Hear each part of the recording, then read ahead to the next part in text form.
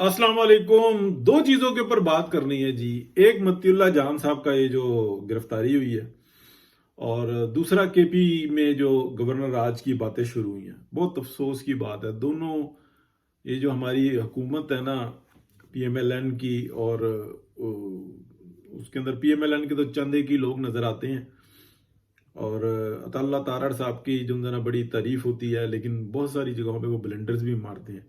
एक जो बुर्दबारी होती है ना एक मिनिस्टर की, वो मेरे हिसाब से जो सा ना, वो उस तरह की नहीं है। हालात जब बहुत संगीन हो तो कभी भी मजाक करना बनता नहीं। ये चीज़ मैंने जो देखी थी ना, वो ख्वाजा साद रफीक में देखी थी कि वो कभी भी मजाक तमस्कर जो है ना वो नहीं उड़ाया करते थे। तो उससे फ्यूचर में ना बात बहुत अच्छी होती थी। हालांकि मैं ये देखता था कि उनको जितना साफी टीज किया करता था ना, घटियापन किया करता था। वो प्रेस कॉन्फ्रेंस कर रहे हैं, पीछे जान के जो उनसे ना आवाजें निकाल रहे हैं और बातें कर रहे हैं, और फोन पे जो उनसे ना वो तंग कर रहे हैं। तो ये घटियापन जो उनसे ना, ये तमाम सहाफ़ी नहीं होते, लेकिन जब कुछ सहाफ़ी तंग कर रहे हैं और बाकी ये कह रहे हो कि सहाफ़ी है, लिहाजा उसका हक बनता है कि वो जो मर्जी करे, तो वो फिर सबके ऊपर बात चली जाती है। अदरवाइज जो उनसे ना सहाफ़ियों को चाहिए कि जो इस किस्म की हरकत करे ना, उसको प्रेस क्लब का से नोटिस दे दे कि अगर नेक्स्ट टाइम हुआ तो फारिग, और अगर वो फिर भी करे तो उसको फारिग कर दें। किस लिए आपकी ये जो सा ना, अगर साफ़ी अगर आप इतने कहते हैं कि बहुत बड़ा पेशा गिनवाते हैं, तो फिर आप अपने गिरबानों में भी ना झांके। अब मैं बात करता हूँ कि ये जो दो मौजू जो उनसे है ना, देखें मतीउल्लाह जान साहब ने इतनी घटिया और कमीनी हरकतें की पिछले दिनों।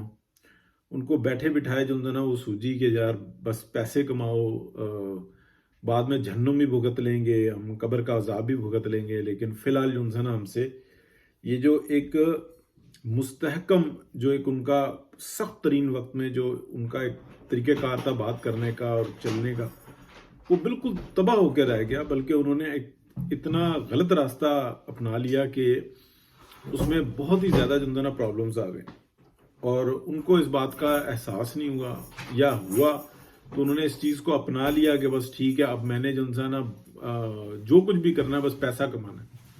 तो पैसा कमाने में तो वो शायद हो सकता है कि वो कामयाब हो गए हों, लेकिन लगता नहीं है कि जिस कदर वो सोच रहे थे उस तरह की वो कोई ऐसी बड़ी जो ना कामयाबी हासिल कर सके हों।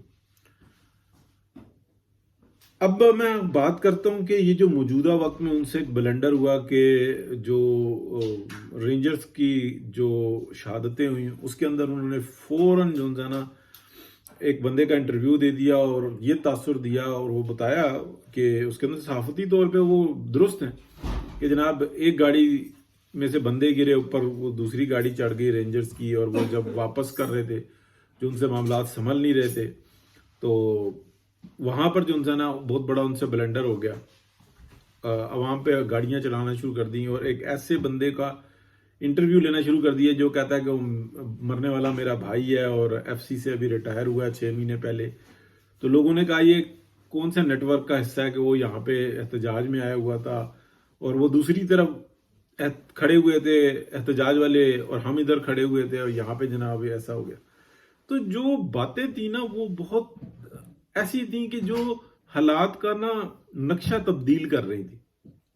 साफती तौर पे वो दुरुस्त साबित हो सकते हैं, लेकिन उसके बाद जो ये उनके ऊपर पर्चा काटा गया है कि जनाब वो आइस लेके जा रहे थे और उनको गाड़ी का को रोकने का इशारा किया गया, और अंदर से उन्होंने ऐसा कर लिया, गन छीन ली। नहीं यार, ये जब आप काम करते हैं ना, तो ये बिल्कुल वाजे करता है कि जो सहूलतकार है ना, उन्होंने इस बात की ठान ली है कि इसकी जो डैमेज हुई हुई इज्जत है ना, उसको हमने बहाल करना है। या तो एग्जैक्टली उसी चीज के ऊपर कि यार आपने लोगों को गुमराह किया। आप अल्फाजों में तो सही साबित हो सकते हैं, लेकिन आपने गुमराही फैलाई है, ये स्टेट के लिए नुकसानदेह है। ठीक है, तो अब अगर इस तरह के पर्चे दें तो फिर और बहुत सारे लोग फंसते हैं, लिहाजा वो ये कहते हैं कि जनाब ये संभालो मामले को।